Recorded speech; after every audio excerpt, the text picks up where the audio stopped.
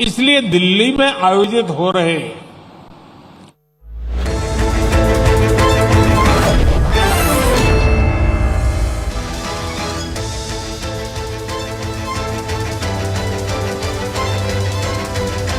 Welcome everyone. Thanks a lot for staying with us. You're watching Plain Speak with me, Shivani Gupta.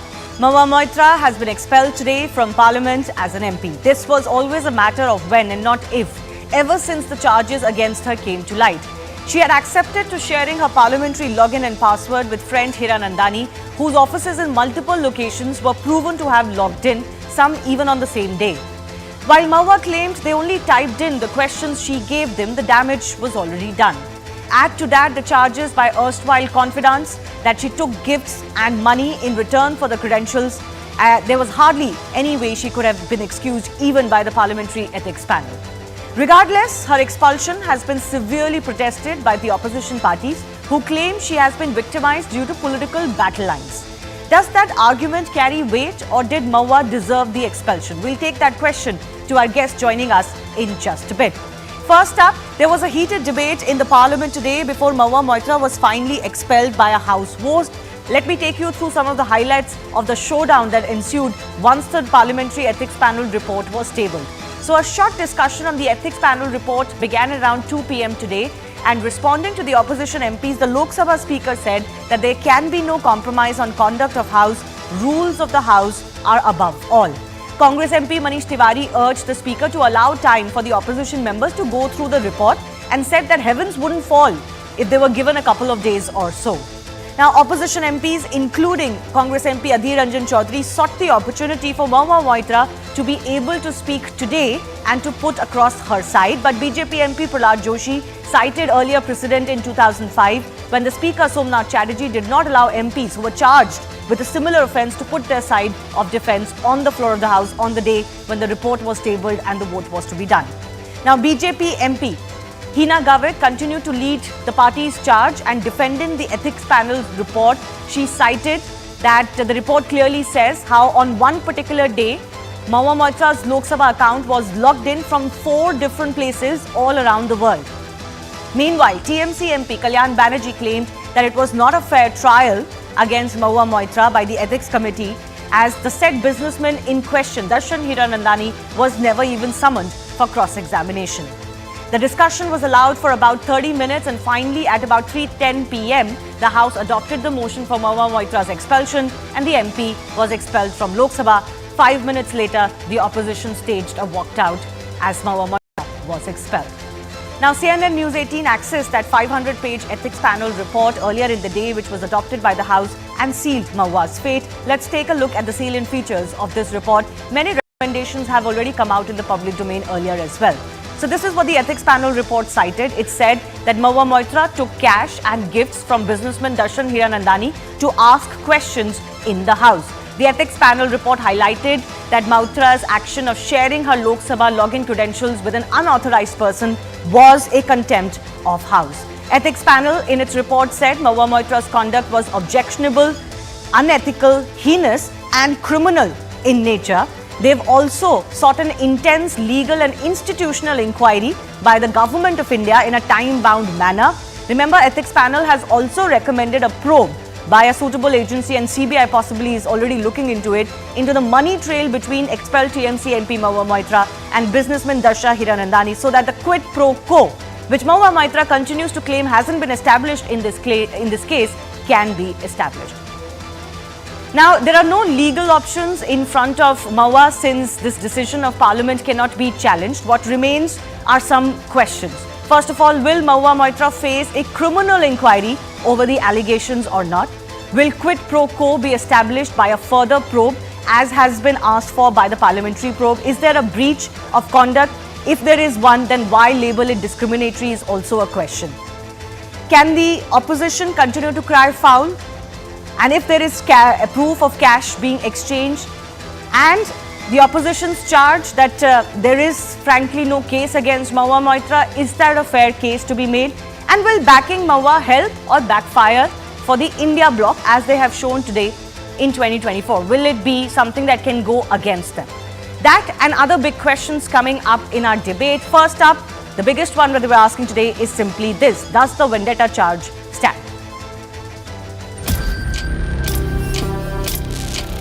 Reading from a script, this is an ethics committee. The ethics committee, without getting to the root of this, has decided to hang you.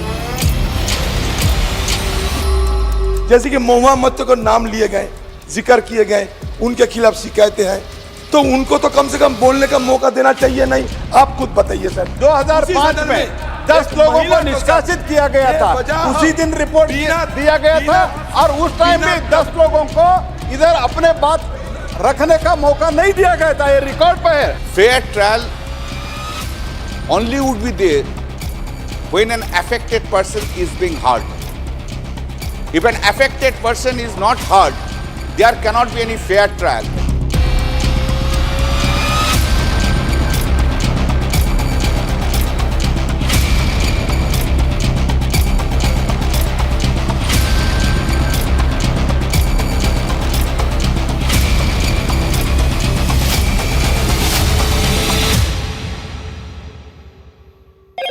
Hello, Moto.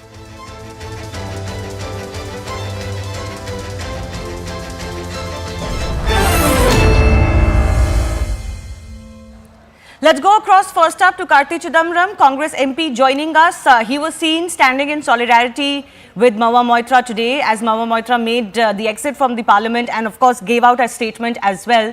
Karti, I understand standing in solidarity with a colleague. I understand that from, let's say, TMC MPs and MPs from across opposition bloc as well. But is it not a bit too much to suggest that there is vendetta against Mahua Moitra in this case?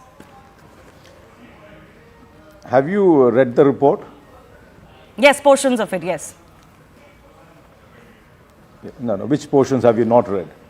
Tell me what is it that you want to highlight? Have you read page 52, which is the recommendations of the committee? I pointed out some of the recommendations of the committee earlier in the show. Go ahead, Karti. We have limited time. If you're not read, I can. Yeah. No, you might have limited time, but I'm not going to go by your clock. Look at page 52 in paragraph 72, point 1, subsection 2. In view of the highly objectionable, unethical, heinous, and criminal conduct of Srimati Mahua Moitra, so the committee comes to a conclusion that her conduct is criminal. But in the very next line, it says, the committee recommends for an intense legal institutional inquiry by the government of India in a time-bound manner. So they will find somebody's conduct criminal and then ask for an inquiry. And if you're finding somebody criminal, you must follow natural justice, you must follow procedures of evidence. But in a hearing, you only hear her and not allow her to cross-examine the people who have made allegations against her. So how was that fair process? So you don't follow fair process, you come to a conclusion, and then after coming to a conclusion, you're asking for an inquiry. So how is this even a report which is correct, which is fair, which can be relied upon? And how can this report be adopted by the recommendations of this report be adopted by a house? So this is the entire process reeks of reverse engineering a vendetta. You just want to disqualify somebody, expel somebody who's been a trenchant critic of the government. That's all. I mean, but Karti, the fundamental you aspects. Follow cricket. What is the fundamental point? What is the fundamental point? Yeah, the fundamental aspects of this case is that she shared her login and password, which she accepted. Her defense in that case was only that other MPs also do it. I'm not finished. One second. Hear me out. I'll give you time. Just hear me out my question, then I'll hear you out.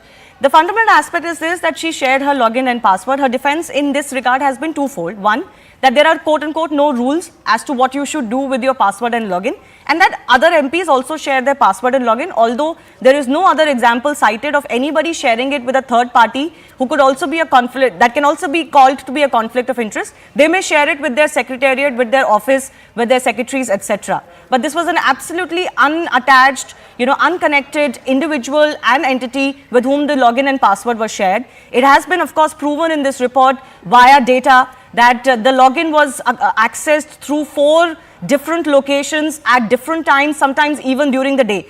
Now, her defense was this was only to get some, typing services done. Does that defense stand?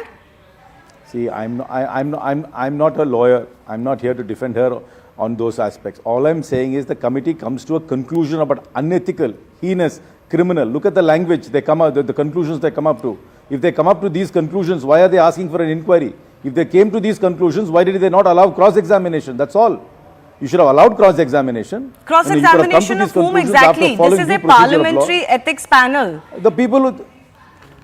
This is not a court Precisely, of the law. parliamentary ethics panel is relying on...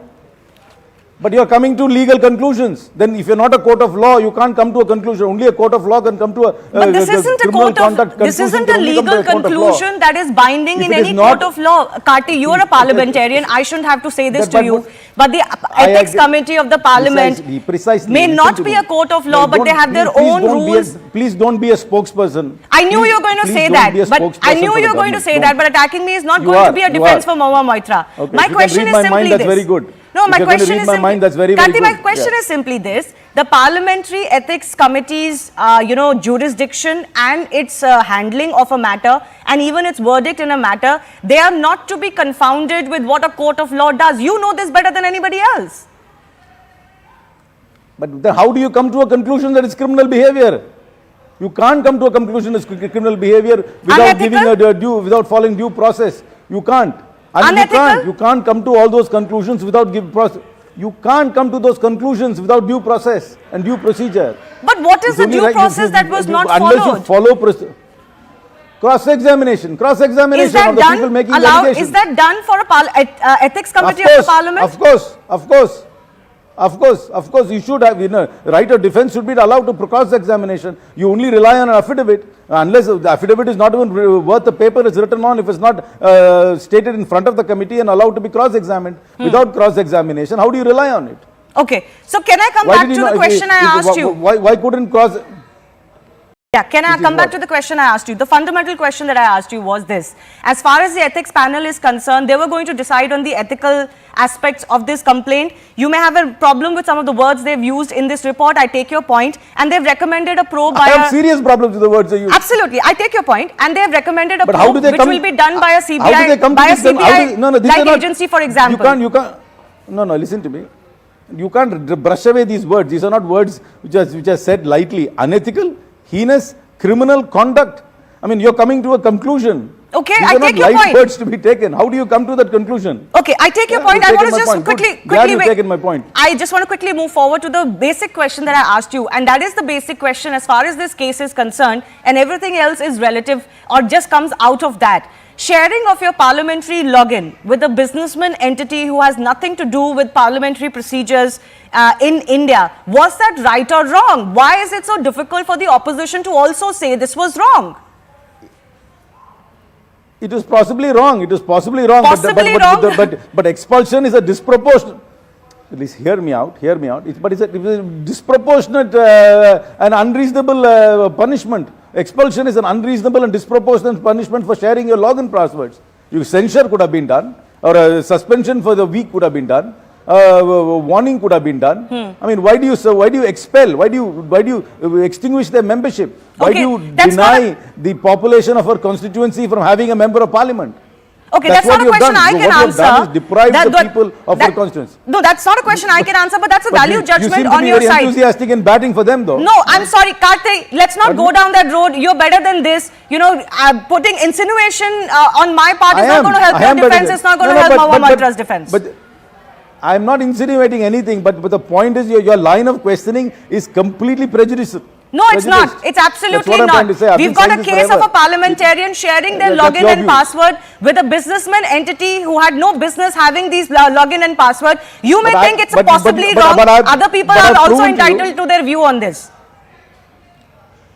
But I've proven to you that they did not follow due procedure. But no, I'm not sure if that is proven, but their point is taken. My last question to you, Karti, is this. This is while the opposition is pitching this as one female MP especially being expelled because she was a very vocal critic, one of the most vocal, if I can say so, of the current government and dispensation. That is a qualitative judgment on the scenario that has nothing to do with the facts. And will that defense be what the opposition would like to take in front of the public in 2024?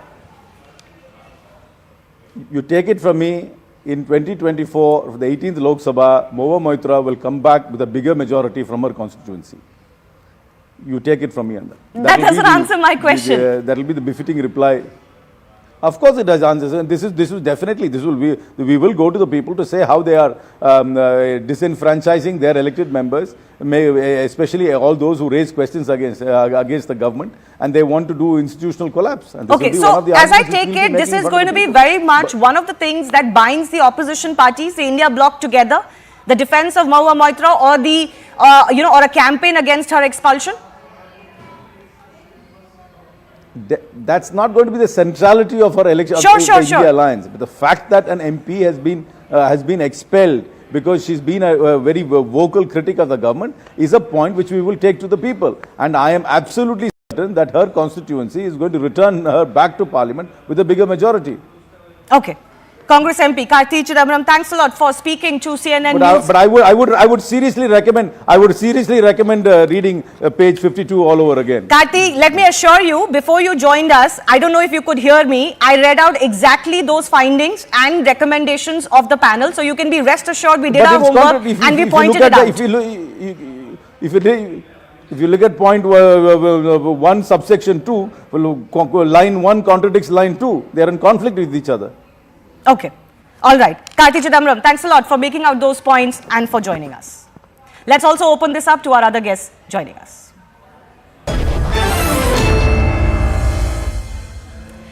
Let's go across to Charu Pragya, spokesperson of the BJP. With us, Vivek Silas is spokesperson of the Samajwadi Party. Riju Jatta is from the TMC. Sanjay Rana is political analyst also with us. Riju, I'll come to you first. You've heard, I think you possibly heard most of what Karti Chidambaram had to say. I'm guessing most of your defense or allegations against the present government or the way this ethics panel worked and the expulsion was carried out would be the same. But first 2 minutes to you. See, if you go back in history, if you go back to our religion, then to defend the honor of one woman, Lanka Dahan ho gaya tha. And to defend the honor of one woman, even Mahabharata has happened. So similarly, from insulting Mamata Banerjee to the expulsion of Mahua Moitra, BJP has once again proven that they are anti-women. They cannot tolerate women in authority, they cannot tolerate women in power, they cannot tolerate women exposing them on the floor of the parliament. To save their political masters, a voice of defense has to be shut. It is very sad to see that the temple of democracy today has been held hostage by the Duryodhans of the BJP. It was unethical. It goes against the course of natural justice. She was not allowed to defend herself. That's not true. She was given an opportunity. She walked out of that meeting. The entire parliamentary MPs, the opposition MPs said only one thing. Let her speak. She was not allowed to speak. No, today is a different matter. Riju, you're changing goalposts. Today is a different matter, and I think the parliamentarians, once again, the parliamentarians gave a precedent as well why someone who's against whom you're adopting a report is not given an opportunity. Now, you could argue whether that is a right precedent or wrong precedent. I'm not getting into that. We can change it if need be in future. But this is how it stands. When it comes to the ethics panel committee's own probing, she was called in front of it. She was given an opportunity. She walked out. I will give you two answers only three answers actually, 3 points. First, the entire ethics committee report is based on the affidavit of one Mr. Darshan Ananda. That's not true. Why was he? And Mr. Dehat, right? That's not true. Then what is your basis? The logins are proven. It's proven the logins were shared. So what? That logins were. So what? I am asking you, so what? Yes, that is the problem here. Riju, you're not understanding the gravity of the situation. You are not understanding the gravity. Please, let me finish and then you can ask me all the questions. If I shoot somebody, I will be booked under ICC 302 because there is a law. Show me one section, one article from the parliamentary SOP that says parliamentarians cannot share their ideal partners. There is no rule for it. Point number one. So, and second, how does it become a matter of national security when all questions asked by the MP on the floor of the parliament can be accessed by a 20 rupees RTI? There is no evidence of any cash or gift handover, not one shred of evidence. They have proved that she has taken money or gift.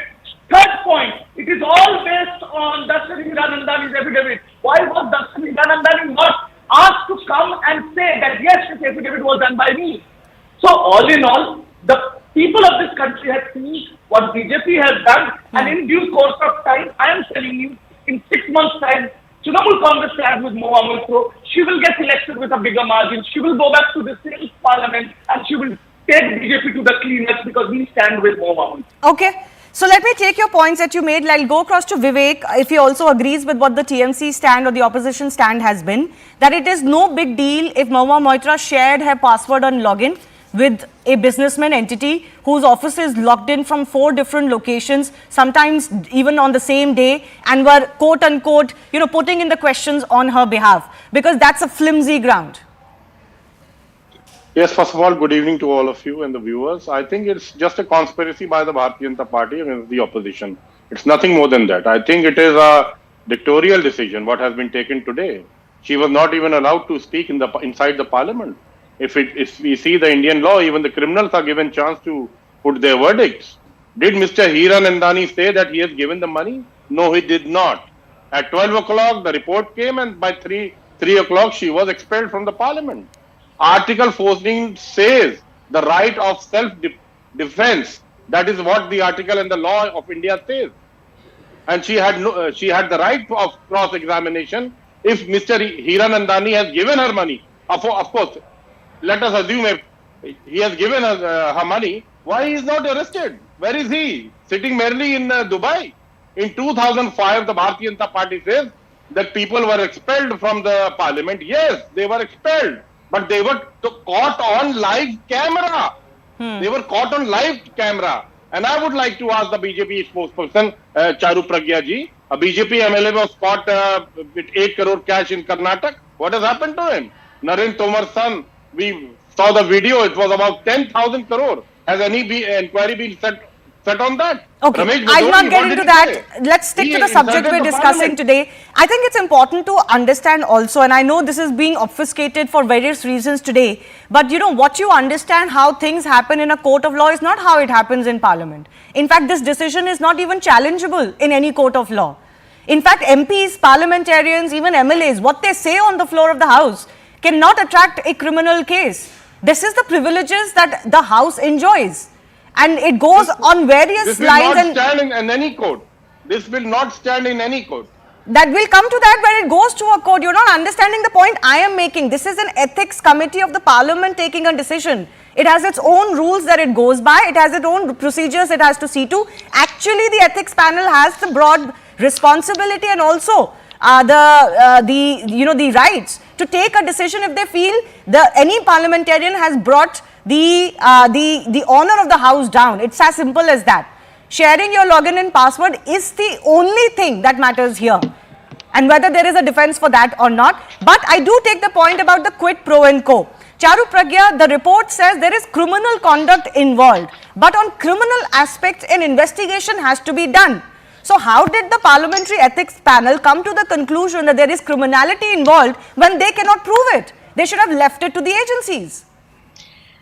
Shivani, good evening. They have left it to the agencies. They are seeking an intense inquiry and the agencies will take it forward. As you rightly said, now this was a decision taken by the Ethics Committee, and the members in the Ethics Committee are actually more from the opposition than from the Bharatiya Janata Party. They could have chosen to stay and vote in favor of Mahua Moitra. They preferred to stage a walkout than stay there and vote for Mahua. That's the first thing I want to say. The second thing I want to say is those who are screaming today and saying this is not a judicial body, this is not a judicial process, absolutely you're right. But why don't you make it a judicial process? Go challenge this in the Supreme Court of India, like was done by the 11 MPs who were expelled from the parliament in 2005. They took it to the Supreme Court and the Supreme Court upheld the expulsion. Mahua Moitra can try doing the same, make it a judicial process. The parliamentary process has decided and concluded that Mahua Moitra does not deserve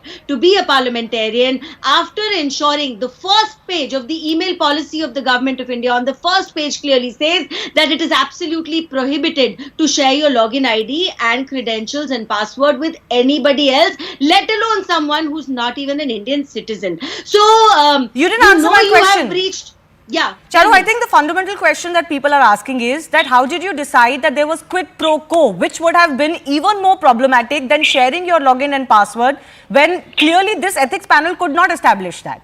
They've taken the affidavit by Hiranandani word for word, or have taken it at face value.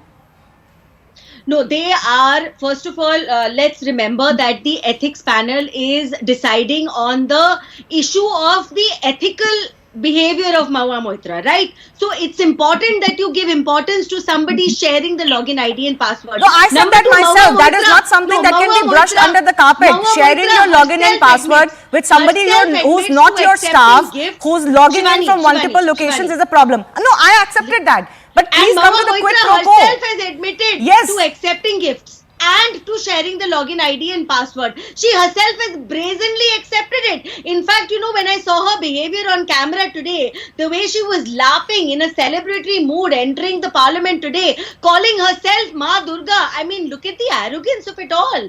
And Today for once, she mentioned Krishnanagar in her speech outside Parliament. Today, she remembers that she represents Krishnanagar. In all these years, not once I have heard her talk about her constituency. In all these years, not once I have heard her stand up in Parliament and ask for anything for the poor people of her constituency that she wants to use today to play the victim card.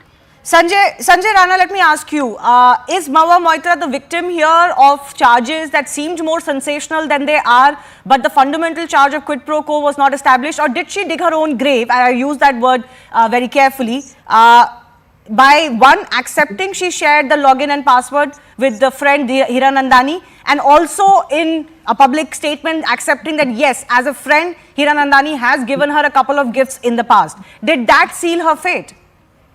Shivani, good evening. Good evening from fellow panelists. We need to understand two things. One is the parliamentary procedure, another one is court procedure. So people are mixing both the procedures with each other, which is not correct. The Parliament has a different procedure and the guidelines under which every parliamentarian has to operate and work. And if you look at this, the complete report which committee has submitted is approximately 53 pages, and out of which obviously all the evidences is given very categorically. Is the digital evidences, even though IP addresses are there, IP addresses where login happened, from where the question has been raised. Number two. Number three, when we talk about establishment taking gift or cash, if you're not taking a cash, you're taking a gift, is a kind of cash only. As per the challenges is concerned, it's a ethics committee of the parliament. They are not the court, and speaker is not the judge, and the member of parliament are not the advocate. So we need to understand how parliament is going to operate. And she got the privilege. Any member of parliament, they got the privilege under section 106, and they can raise any question. They get the immunity. So you can ask the question. You are the member of parliament. You are not raising a concern or the questions related to the people of your constituency or related to the citizen of India. You're raising or working as a private limited company spokesperson and asking this question. So something is there. Number one. I just will finish. Number one. Number two, Shivani, if you look at the second case, obviously CBI will do the investigation on Hiranandani. As far as my friend was saying, Hiranandani, why investigation is not happening to Hiranandani is depend upon the ethics committee report, or ethics committee will decide whether they have to call or not. Obviously, CBI will come into the picture and do the investigation. I think in that case, I think it will be important that CBI carries this investigation forward, and Hiranandani is also questioned. If he is the quote-unquote bribe giver, he has to be questioned too. No, there's a two thing. One is a bribe, another one is giving your credentials. So if you're giving your credentials, in this case, if there is quid pro quo, Sanjay, you will understand the point that I'm trying to make, which is similar to what you're saying. If Mahua Moitra has to be investigated for accepting quote-unquote bribes, quid pro quo for asking a question is what? Any privileges you get, any fancy gifts you get, or cash you get, it's basically a bribe, right? So the bribe taker and the bribe giver both have to be questioned and investigated and punished. Yes, very much true. But please understand, Mahua Moitra is a member of parliament. Darshan Hiranandani is not a member of parliament. Yeah, that's the distinction I made. Yes. Parliament will take their own course, and CBI will do the investigation, and they will call, if required, to Darshan Hiranandani as well as the number of people, those who are involved. Right. As far as the proofs are concerned, all the proofs has been given very categorically, including a digital, including IP addresses on all. 53-page report and 500-page complete supporting documents were there. So we need to understand what we are talking about. So do not mix The court two processes. and That's the point parliament. that I was making as well. It's all good to talk about, natural justice and all of that. When it comes to Parliamentary Ethics Committee, those principles don't really come in the same way as a Absolutely. court of law. We have to understand this committee is only concerned with what a parliamentarian's behavior has been. And I think, Riju Jatta, you will accept that once it was established that she shared her password and login, it was game over for Mahua Moitra. There is a form which you sign as a parliamentarian which says do not share these details. One. Secondly, even if it's an unprecedented case, because this is a fairly recent, electronic system that has come into practice, the ethics panel is within its right to decide if it was unethical to share these password and logins. And my fundamental question again is this: how can you as a political party say that it's okay to do so? It doesn't matter. It's irrelevant. When there are issues of national security or a compromise of confidential parliamentarian documents, that is a matter here. I challenge CNN News 18 to show that form and read out the section, read out the article where it says it. No, I've seen the form. I've seen the form and the first... No, madam, no. Every parliamentarian shares their password with more than 20-25 of their own staff. Of their own staff? There is no, again I'm saying, operational word being of their own staff. Please show me a rule which says that you cannot share your ID and password. Who's your staff? Today I can be your staff, Shivani. Tomorrow I cannot be your staff. No, you cannot be. I can't prove you to be my staff if you're not my staff. I'm sorry, things don't work like that. No, Riju, what you're talking about is exactly the point here. It's like कि आप अपने घर में कुछ चला रहे हो, वैसे पार्लियामेंट नहीं चलता है. It doesn't work like that. I can't tomorrow wake up and say you're my staff. I can't. आप एक चीज नहीं समझ रहे हो कि पार्लियामेंट गुजरात जिमखाना नहीं है. अरे बाबा, that is the point you're making. Somebody needs to understand it. Riju, tell me one thing. Tell me one thing. Riju, tell me one thing. You yourself said you share your password and login with your staff, right?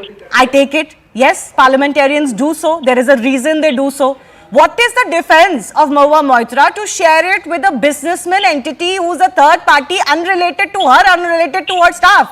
And no, she cannot prove that she needed his staff. What about her staff? Even if she has shared it with a businessman. Even if she accepted it. No, okay, she has shared it with Dashan Hiranandani. Please tell me in which manual, in which rule book it is applied. I'll tell you. I think Charu, one second, Charu mentioned it. You don't want to accept it. That's a separate matter. I want to move on. Riju, can you as a national party, as someone who wants to have national ambitions, can you today say, oh, it does not matter, no, it does not bring confidential documents that are in the domain of parliamentarians alone who put in their questions or who put in, bills are put in for consideration of parliamentarians before, they're tabled in parliament, etc. If somebody has login, they can access all of that. How is this not a matter of concern? Again, I will ask you, I don't know whether you have heard my opening remark or not. Every question that is placed on the floor of the parliament, every bill that is passed on the floor of the parliament can be accessed by any voting Indian citizen with a 20 rupees RTI. So please tell me how it is a matter 20 rupees RTI is going to take time, Riju. You don't understand. Come on. You are being facetious. If this is a matter of... No, you are being facetious with the argument. 20 rupees RTI is going to take, it will take at least a few days for you to get hold of those, and you can only ask for what has been tabled. I am talking about documents and bills that haven't even been tabled that parliamentarians can get access to. Why should that access be in Darshan Hiranandani's hands?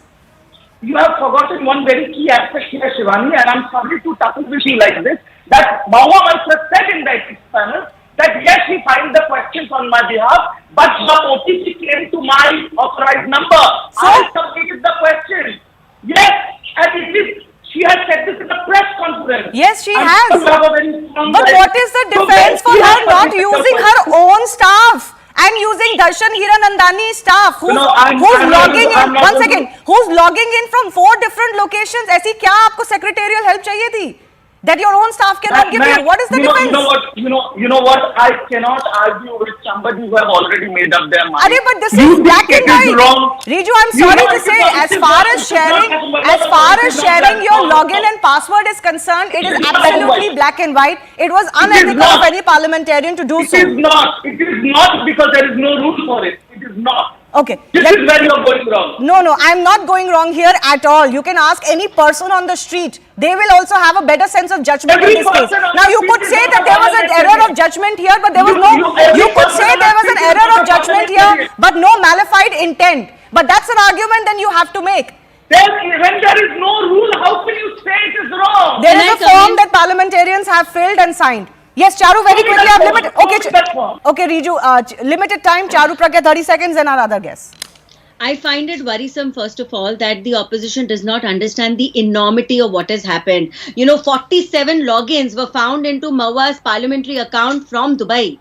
There were several from Washington, D.C. It's a very serious problem. Now you were saying, where is this written? So first of all, let me tell you, sharing these credentials even with staff is discouraged, but if it must be done, there has to be prior approval.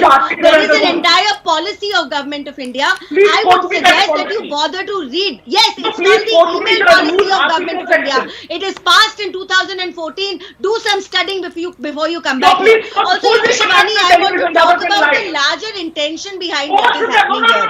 Now, Mahua Moitra and all her so-called friends in the opposition are trying to build this one picture of being anti-Adani, right? And Rahul Gandhi tried to take this forward in the 5 state elections that happened. I don't know who you are, Mr. Datta, but you need to learn some basic manners. You and your other Mahua Moitra, you need to learn some basic manners. Did I speak over you? Okay, Riju, I think you had your opportunity. Let her finish now. I have limited time. Charu Pragya, please. Thank you. So, you did take your narrative amongst the people of this country for the 5 state elections. 5 massive states went in for elections. Forget about TMC. You didn't matter in these elections, but your agenda was carried forward by Rahul Gandhi. The people of India have answered. What are you trying to pretend here? What are you trying to say? 62 questions were asked by one MP favoring one business house. 62 questions. Understand the enormity of it. Okay, let's leave. Once again, Riju, please refrain from speaking over other guests. Riju, please refrain from speaking over other guests. You had your opportunity, let them also have their opportunity. 1 second, Riju, please, I don't want to speak over you. Let's leave what the questions... not defend 1 second, Charu. That's the question I've asked. No, Mamata Banerjee has since defended Mahua Moitra. Why do you call No. Can I go? No, 1 second. 1 second. Both of you, please. I don't want to speak over you. Vivek Silas, fundamental question is this. I don't want to get into what the questions were, whether they were asked with a particular intent, whether there was an agenda being run. Frankly, a parliamentarian is free to ask whatever questions they want. So I'm not getting into that territory. If she wanted to ask only questions related to Adani, so be it. She will be judged by her constituents. The question is this. The charge that Mahua Moitra has faced, will it hurt her, TMC and the opposition more, or will her expulsion, you believe, hurt the BJP more? I think as far as the 2024 elections are concerned, Bharatiya Janata Party is not going to open its accounts, at least in West Bengal. That is for sure, after what they have done today. And today it is proven fact, it is proved that Mr. Adani is the real boss of India. Because she spoke against the government. She was a critic of the government and she asked questions against Mr. Why Gautam didn't Adani. your friends stay and vote in favor of Mahua in the ethics committee? In fact, I think you wanted to harm Mahua. You had her voted out. You had her voted out. The so-called India is to walk out from voting in favor of Mahua. One by one, please. You are actually putting the thunder in her feet. Actually, you're doing that. Why don't you answer that? Vivek, can I just have Vivek? Vivek, I'll give you 20 seconds more, uninterrupted, please. It was Bangalu Lakshman, the former national president of the Bharatiya Janata Party, who was caught on camera taking a bribe of 1 lakh. Yeah, so he was punished, no? What punished? This and Madam Charu Pragya belongs to the same party. So what does that have to do with this? The actual thing is, the actual boss of the country is Mr. Gautam Adani. Whosoever speaks against him cannot stand. There are so many parliamentarians who are speaking against him. Nothing is happening to them. Sometimes we should refrain from fantastical arguments like this. I gave you an opportunity to make more earthy arguments. You're taking fantastical arguments, which then takes it to a point which it becomes unbelievable. And the decision every day everybody is speaking against each other, but they claim that they are not allowed to speak. Only then something should have been done against Sanjay Rana, final 30 should have been seconds. gone to the court. Ask you the political question. Is this at all a factor, one, for 2024? Is it going to help or hurt either side? The opposition coming together, how do you see that? Is this a cause that would be wise for them to take up, given what has come to light against Mahua Moitra? And could it also go against the BJP that they were seen as expelling an articulate female MP? Shivani, if you're asking about the political gain, I don't think it's going to make any sense for any party, whether it's a TMC or Bharatiya Janata Party or Congress. It's not going to impact at all. As far as Mahua Moitra is concerned, she may win election tomorrow in 2024. Doesn't matter. But it's not going to impact BJP. It's not going to impact TMC as a political is concerned.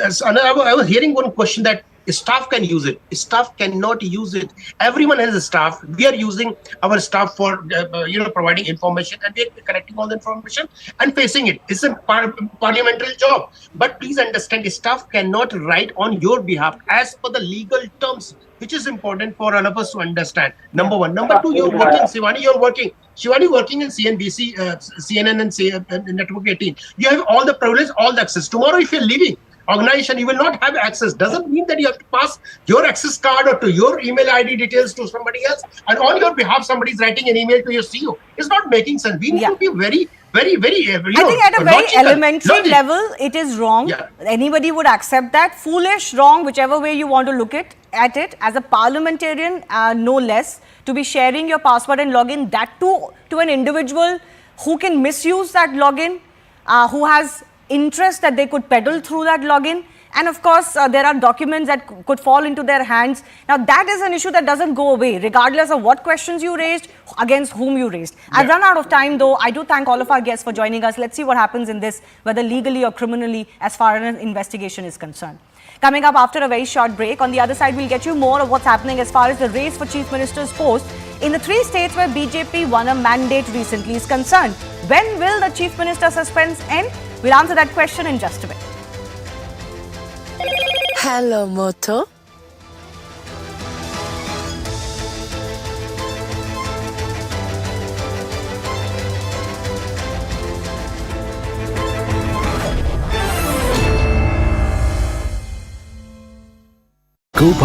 विशिष्टता को कोई ठेस पहुंचे। इस सदन की विशिष्टता और उच्च मापदंड को बनाए रखने, उन्हें संवर्धित करना इस सदन के सदस्य रूप में हम सबका सामूहिक और सर्वोच्च दायित्व है। माननीय सदस्यगण, मैं समझता हूं हम सब यहाँ पर जिस बात पर विचार करने जा रहे हैं वह हम सब के सामूहिकता से विचार कर रहे हैं, सहानुभूतिपूर्वक विचार कर रहे हैं, संवेदना के साथ विचार कर रहे हैं। हमें किसी भी सदन में किसी भी सदस्य को, मेरी कोशिश रहती है न मैं सदन से उसको निलंबित करूं, कभी कोई कार्रवाई करूं। मेरी तो यही कोशिश रहती है कि सभी सदस्यों को पर्याप्त अवसर, पर्याप्त समय मिले। समय समय पर मैंने कोशिश भी की कि सदन की मर्यादा बनी रहे, और उस मर्यादा बनाने के लिए कुछ कठोर निर्णय भी करने पड़े तो सदन की मर्यादा के लिए करने पड़े। और इसीलिए आज भी हम जो भी चर्चा कर रहे हैं उसमें मर्यादा, सदन की गरिमा हम सब के लिए सबसे ऊपर है। ऐसी परिस्थिति में हम सबको इस सदन के गौरव, सम्मान, नैतिकता और अस्मिता को अक्षुण्ण रखना हम सबकी सामूहिक जिम्मेदारी है। मुझे आशा है इस विषय पर जब हम चर्चा करें तो सदन की मर्यादा, उच्च कोटि की मर्यादा और पूरे देश में इस सदन के प्रति लोगों का विश्वास, भरोसा बना रहे, और व्यक्तिगत रूप से भी जिन लोगों ने हमें चुनकर भेजा है, हम व्यक्तिगत आचरण में भी हमारा व्यवहार ऐसा होना चाहिए कि हम लोकतंत्र की उच्च मर्यादा को कायम रख सकें। मैं नियम 316E2 के विषय पर अधिकतम आधे घंटे की चर्चा की अनुमति देता हूं। Investigation of the unethical conduct of Shri Mahua Moitra MP laid on the table of the House on 8th December 2023.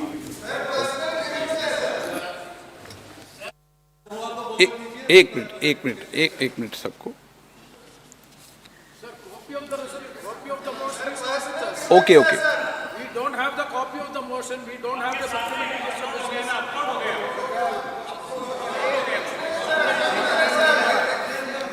माननीय सदस्यगण, आज जिस विषय पर विचार किया जा रहा है वो विचार और प्रस्ताव जो माननीय संसदीय कार्य मंत्री ने रखा है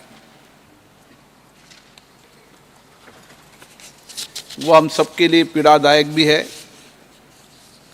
लेकिन कई बार ऐसे अवसर आते हैं जब इस सभा को अपने प्रति तो राष्ट्र के प्रति अपने कर्तव्यों के निर्वहन के लिए उचित निर्णय लेने होते हैं। माननीय सदस्यगण, संसदीय लोकतंत्र नियमों उच्च मर्यादाओं से चलता है। ये सदन हमारे देश की सर्वोच्च पीठ है। पिछले 75 वर्षों की हमारी लोकतांत्रिक यात्रा में हमारे सदन की, हमारे लोकतंत्र की एक ऊंची मर्यादा स्थापित हुई है। पूरा देश उच्च संसदीय परंपराओं के लिए हमारी ओर देखता है। इन्हीं उच्च परंपराओं की बदौलत हमारे लोकतंत्र की पूरे विश्व में एक विशिष्ट पहचान है। माननीय सदस्यगण, पिछले 75 वर्षों की गौरवशाली यात्रा में हमारा लोकतंत्र निरंतर सशक्त और परिपक्व हुआ है। जनता के बीच हमारी विशिष्टता लगातार बढ़ी है। जनता ने हमें इसलिए चुनकर भेजा है कि हम सदन में बैठकर उनके विकास के लिए, उनकी कल्याण के लिए, उनकी आशाओं के लिए, उनकी आकांक्षाओं को इस सदन में बैठकर पूरा कर सकें। लेकिन हमारे लोकतंत्र की इस गौरवशाली यात्रा में समय समय पर हमारे ऐसे अवसर भी आए हैं जब हमने इस सदन की गरिमा और प्रतिष्ठा, सदन के उच्च मापदंडों को बनाए रखने के लिए उचित निर्णय भी किए हैं। इस सदन के उच्च मर्यादा और लोकतांत्रिक मूल्य ऐसे मूल सिद्धांत है जिसमें किसी प्रकार का कोई समझौता नहीं किया जा सकता। ऐसे में हमारा दायित्व बनता है कि हम शुद्ध अंतःकरण से, ईमानदारी और कर्तव्यनिष्ठा से इन सिद्धांतों की रक्षा के लिए अपने दायित्वों का निर्वहन करें। हम अपने उच्च आचरण में शुद्धता रखें, शुचिता रखें, अपने व्यवहार को से किसी प्रकार का कोई को कष्ट न हो, हमारे व्यवहार से, हमारे कार्य में कोई संदेह न हो, हमारा आचरण ऐसा न हो जिससे कि लोकतंत्र की उच्च मर्यादा और प्रतिष्ठा को कोई ठेस पहुँचे। इस सदन की विशिष्टता और उच्च मापदंड को बनाए रखने, उन्हें संवर्धित करना इस सदन के सदस्य रूप में हम सबका सामूहिक और सर्वोच्च दायित्व है। माननीय सदस्यगण, मैं समझता हूँ हम सब यहाँ पर जिस बात पर विचार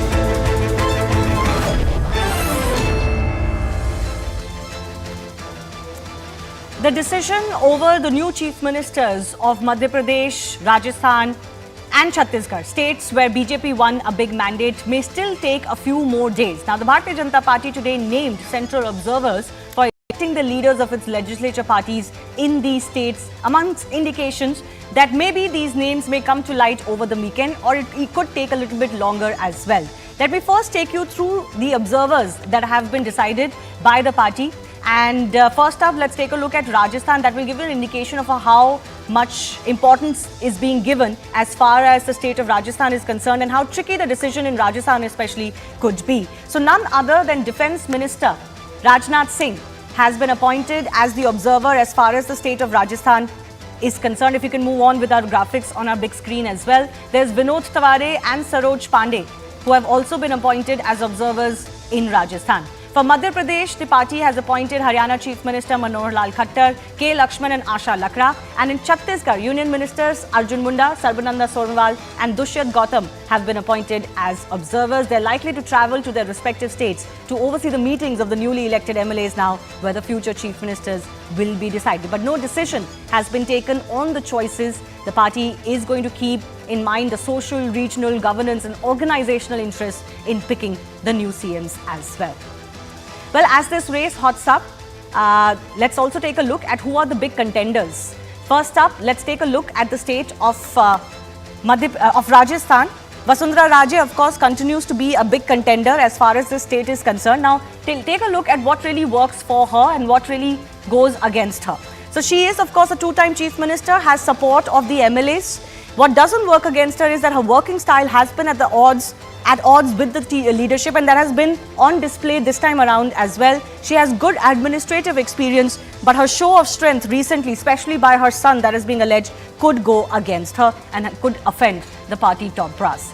Then there is Arjun Ram Meghwal, strong Dalit face, trusted by the Prime Minister and Home Minister, but his statewide acceptability could be arguable. He has good administrative experience. That is also something that could go in his favor as well. Let's take a look at the other name that is doing round, and that is, of course, of Diya Kumari. What works for her is that she's a young woman face. There's been a talk about how the BJP is very keen about women chief ministers this time around. She's a Rajput leader, has followed the party's top leadership's command as far as these elections are concerned. But what could go against her is that she has little administrative experience. Let's switch our attention to Madhya Pradesh as well, the other big state where the decision could have great consequences or could be a tricky one, because there is Shivraj Singh Chauhan who's in the running.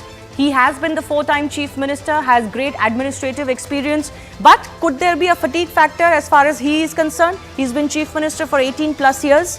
What goes for him also is that it is effectively his government that fought the elections, and his Ladli Behna scheme is the one that possibly changed the fortunes around for the BJP in a state like Madhya Pradesh. But there is a desire in the BJP to give a younger face a chance. As I mentioned, Shivraj Singh Chauhan has already been there, done that for nearly 20 years. Prahlad Patel, party's OBC face after Shivraj Singh Chauhan, but he may not be acceptable across the state. So this is what goes for him or against him. But he served as a union minister, has been a multiple-time MP. So therefore, is not really an inexperienced hand as far as handling a state is concerned. Then, of course, Jyotiraditya Scindia. What works for him? Young, dynamic, face of the party. He's obviously been a union minister, has been performing, has been seen as performing. What doesn't work in his favor is that he's new, relatively new in the BJP, and it could upset some of the other more established leaders of the party if someone who came from the Congress party to the BJP only recently goes ahead and gets that role. But he has administrative experience as minister. He, of course, is a popular face in the state of Madhya Pradesh as well. We're also getting some breaking updates now coming in. The BJP Legislative Party meeting is likely on Monday now on Madhya Pradesh. All the Madhya Pradesh BJP MLAs have been called to meet on Monday at 7 p.m. Chhattisgarh meeting is likely on Sunday around noon.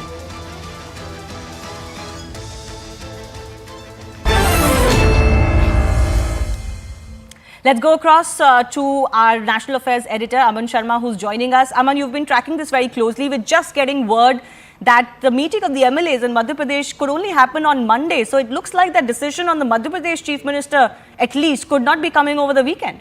Well, yes, the legislature party meeting has been called on Monday. In Chhattisgarh, it is expected on Sunday, and Rajasthan also could happen Sunday or Monday. So we might see the 3 observers apiece for each of these states travel to these states on Sunday and maybe some on Monday. Shivani, there's an inauspicious period which starts from the 16th of December. So the BJP is keen to wrap up the swearing in of its chief ministers before the 15th. So that is the timeline we're looking at. Much of the action may happen from Monday.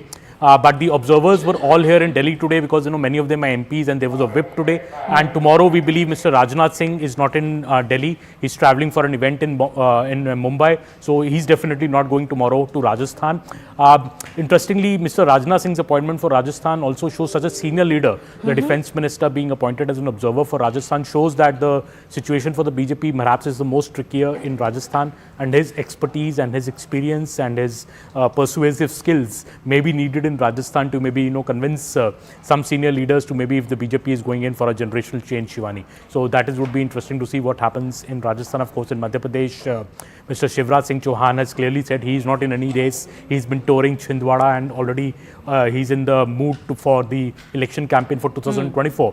But there are multiple contenders, Shivani. In fact, at last count, we could count 18 to 20 contenders together for the 3 states. And in BJP, it's always hard to hazard a guess whom they will go for. It's a very secretive process. BJP loves to pull off a surprise on the media as well as on the candidates. So nobody has a clue. But if you'll also see that all the probable candidates have all gone a bit silent. You're not hearing anything from the likes of Diya Kumari or Rajyavardhan Rathod, Gajendra Shekhawat. Everybody is in a way silent. Prahlad Patel, Narendra Tomar, they have hardly been spoken in the last couple of 2-3 days. So I think that is the BJP style, and we'll have to wait for these observers to go speak to the MLAs and what message the central leadership gets back from the observers once they are there. But what is the inkling you're getting, Aman? What is the message that fundamentally the BJP would like to give from these chief ministerial choices? Because they generally seem to have a message that they want to give, and it will be an important call 6 months ahead of the next general elections. Absolutely. I think the call that the BJP is taking keeping in mind the 2024 Lok Sabha election. It is more about the chief ministerial phase who can win them the Lok Sabha in 2024 as well. If look at these 3 states, they have 65 Lok Sabha seats. The BJP last time won 62 out of those 65 seats. So BJP is looking for a repeat performance in these states, maybe even a clean sweep. So obviously they want chief ministers, who can fulfill that aim of the BJP. Also, a lot of talk about Shivani about women faces. So BJP just brought this women's reservation bill, in the last session, about 1/3 reservation. So a lot of talk that at least one of the chief ministers would be a woman. That is what we are hearing. Also, BJP's focus on OBC faces, Dalit faces, Gen Next leadership. If you've seen their choices recently in elections, in states like Uttarakhand, Pushkar Singh Dhami or Yogi Adityanath in UP, they've gone in for a second generation younger leadership. So will the experienced faces like Vasundhara Raje, Shivraj Singh Chauhan, Raman Singh, will they have to take a back seat? I think all these factors are weighing in on the BJP's top leadership mind. But ultimately, when the observers go and speak to the MLAs, we will get a better view over what the BJP is really planning. There's been a little bit of criticism floating around for the BJP, Aman, particularly, from the opposition parties as well, that it's not like the decision in the BJP is also being made fundamentally by the chosen MLAs or the CLP alone. You've written a story for News18.com on how these decisions are taken under this new version of the BJP. So is it very much the stamp of approval from Prime Minister Modi and Home Minister Amit Shah that seals it? The 3 leaders, Prime Minister Narendra Modi, Amit Shah, as well as BJP President JP Nadda. And in this new BJP, what we are seeing, Shivani, recently is that no pressure, no lobbying, no show of strength works. The top leadership is very clear that they want to choose the correct candidate. In words of a top BJP leader recently, I spoke to him in Parliament and was asking him, about what Jairam Ramesh's tweet. He said, time is not the factor here. We are actually, the decision should be correct. That is our main concern. So, we may take our own sweet time. Congress took nearly 10 to 11 days in the last 2018 when these 3 states were won by the Congress to name their chief ministers. So, in the BJP also, Shivani, if you see the tussle that we see out in the open in the Congress, it doesn't happen so in the BJP. Yes, there are contenders. Yes, people have aspirations, but you won't see an open fight. Rebellion of sorts. Rebellion of sorts, and that is why I think what Vasundhara Raje did in Jaipur, there was 40-45 MLAs visiting her residence and all that. So yesterday when Vasundhara Raje came and met Mr. JP Nadda for over an hour, people are speculating what was the message given to her that that the party line and party discipline is paramount, and whoever is the choice, everybody should abide by that. I think that is the messaging that BJP is giving through its exercise. And in 4 days, we are no wiser on who will be the chief minister in either of the 3 states. But that is the signals we are getting from the BJP. Aman, I do want to put you on the spot. Let's begin with Chhattisgarh. Who do you think has the best chance? I think a woman chief minister for Chhattisgarh, would be something that the BJP would like to project, be it Renuka Singh or be it Gomti Sahu, these are the faces that, these are faces which have won, the Sarguja area is where the BJP has made real gains in Chhattisgarh, and both these women faces have contested from Sarguja and won. So, this is obviously the state president, Mr. Arun Sahu, is a very strong candidate as well. Similarly, in Madhya Pradesh, obviously Shivraj Singh Chauhan has a very strong chance because it is his scheme that he has made, given BJP this big success. That is a view. But there are more OBC face. If the BJP wants to go apart from Shivraj Singh Chauhan, move ahead, then maybe Prahlad Singh Patel is a good OBC face. Narendra Singh Tomar, Jyotiradittya Scindia, there are multiple faces. Similarly in Rajasthan,